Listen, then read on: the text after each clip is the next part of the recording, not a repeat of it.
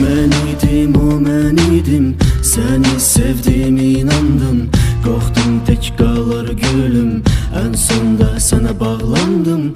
Duyğular içində mən, amma bilməzdim onu. Bağrımı alqan edər, belə bitəcək sonu. Sən mənə sevgi qibləsi, mən sənə möhtac oldum. Saf ürəyi etdim hədiyyə, bir eşqin qurbanı oldum. Heyif gec düşdüm daşa, sevgimi vurdun daşa.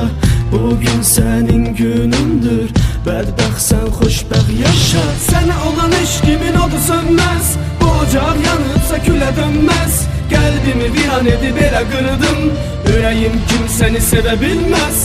Sənə olan eşqimin odu sönməz, bu ocaq yanıbsa külə dönməz. Qəlbimi viran edib elə qırdım, ürəyim kimsəni sevə bilməz.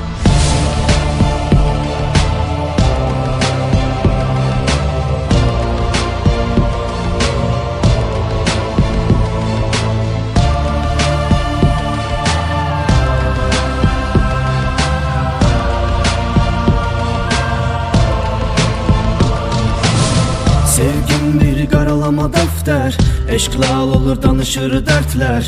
Ürəyimi ram edir qəm əsəri, bağrımı qan edir dərd əcəli. Mən susqun, sən susqun, gözlər lal, dil susqun. Mən üzgün, sən süzgün, ünvan səhv, yollar düzgün. Hər kəs sevgini doğma sanır, bir tək bu sual gölgə salır. Azad sevgi olmuyor əbədi, yalnız Tanrıya sevgi var əbədi. Olmur mesajın dərdimə məlhəm, daha zəng etmə, işləmir nömrəm. Buraya raket olarak sen çatmır. Sən olan eşqimin od sönməz, bu ocaq yanıbsa külə dönməz. Qəlbimi viran edib elə qırdım, ürəyim kimsəni sevə bilməz. Sənə olan eşqimin odu sönməz, bu ocaq yanıbsa külə dönməz. Qəlbimi viran edib elə qırdım, ürəyim kimsəni sevə bilməz. Sənə olan eşqimin odu sönməz, bu ocaq yanıbsa külə dönməz. Qəlbimi viran edib elə qırdım, ürəyim kimsəni sevə bilməz. Sənə olan eşqimin odu sönməz, bu ocaq yanıbsa külə dönməz. Qəlbimi viran edib elə qırdım, ürəyim kimsəni sevə bilməz.